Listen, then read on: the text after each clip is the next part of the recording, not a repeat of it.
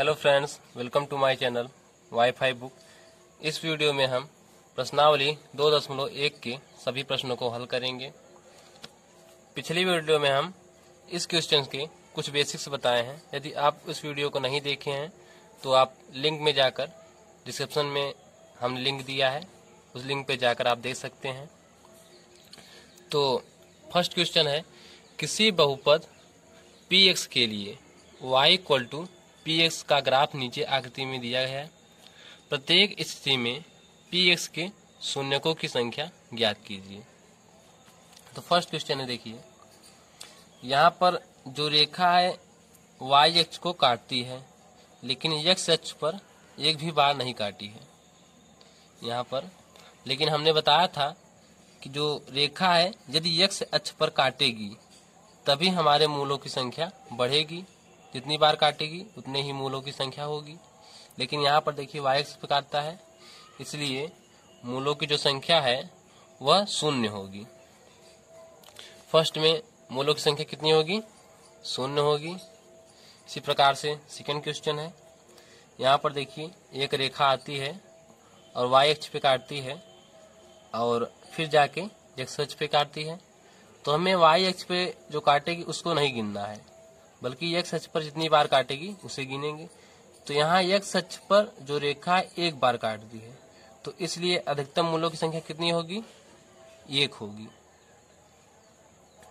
इसी प्रकार से थर्ड क्वेश्चन है, देखिए यहाँ रेखा आई, एक बार यहाँ काटी, फिर गई x अक्ष पर, y अक्ष पर, यहाँ काटी, फिर x अक्ष पर दोबारा काटी, उसके बाद 3 बार। तो यहाँ पर देखिए x अक्ष पर कितनी बार काटती है? 1 बार, 2 बार और 3 बार। तो इन बिंदुओं से हम ज्ञात कर सकते हैं मूलों की संख्या। तो यहाँ पर 3 बार काटती है, इसलिए अधिकतम मूलों की संख्या कितनी होगी? 3 होगी। इसी प्रकार से फोर्थ में देखिए कि एक कर्व है, एक यहाँ काटी और एक यहाँ पर। तो फोर्थ में कितनी अधिकतम मूलों की संख्या होगी? 2।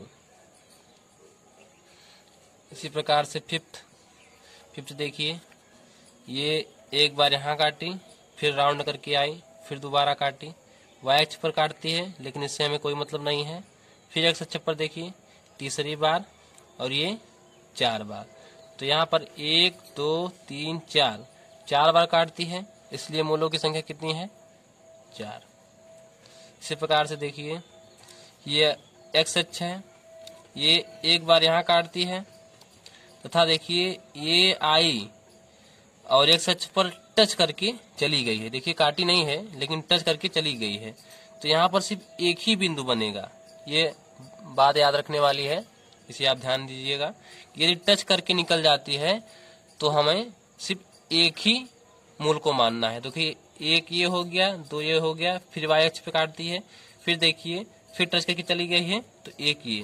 तो कितने मूल हो गए? 1 2 और ये 3। तो यहाँ पर मूलों की संख्या कितनी है? 3। इसे आप लिख सकते हैं, लिखना कुछ इस तरह से है कि फर्स्ट क्वेश्चन में हमारा देखिए मूल कोई नहीं था, तो आप लिख सकते हैं कि कोई शून्यक नहीं है, क्योंकि ग्राफ x अक्ष पर हमने देखा था कि जो x अक्ष है, x अक्ष पर हमें देखिए यहाँ पर x अक्ष पर कोई रेखा काटी है? नहीं काटी है, बल्कि y अक्ष पर काटी है, जिसे हमें कोई मतलब नहीं है। इसलिए ग्राफ x अक्ष पर प्रतिच्छेद नहीं करती है, इसलिए कोई शून्यक नहीं है। सेकंड क्वेश्चन में है कि शून्यक की संख्या 1 है। क्यों है? क्योंकि ग्राफ x अक्ष पर केवल एक बिंदु पर प्रतिच्छेद करती है। यहाँ पर एक बिंदु, यहाँ पर सिर्फ काटती है, इसलिए बहुमूलों की संख्या कितनी है? 1 है। थर्ड में शून्यकों की संख्या 3 है, क्योंकि ग्राफ x अक्ष पर 3 बिंदुओं पर प्रतिच्छेद करती है। इसी प्रकार से फोर्थ है कि शून्यकों की संख्या 2 है, क्योंकि ग्राफ x अक्ष पर 2 बिंदु पर प्रतिच्छेद करती है। इसी प्रकार से फिफ्थ, शून्यकों की संख्या 4 है, क्योंकि ग्राफ x अक्ष पर 4 बिंदु पर काटती है।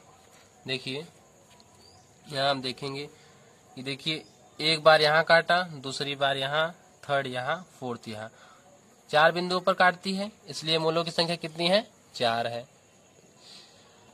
और पांचवा जो है, यहाँ पर देखिए टच करके निकल गई है कि एक तो काटी है, दूसरा टच है, तीसरा टच है। तब मूलक संख्या 1 2 3। यहाँ शून्यकों की संख्या कितनी है? 3 है, क्योंकि x अक्ष पर 3 बिंदुओं पर प्रतिच्छेद करता है।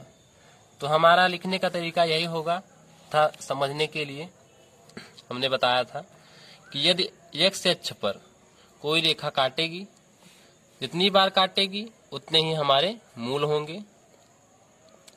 इस बात को हम ध्यान में रखेंगे। धन्यवाद। इस वीडियो में बस इतना ही। अगली वीडियो में हम एक्सरसाइज 2.2 को सभी प्रश्नों को हल करेंगे। धन्यवाद।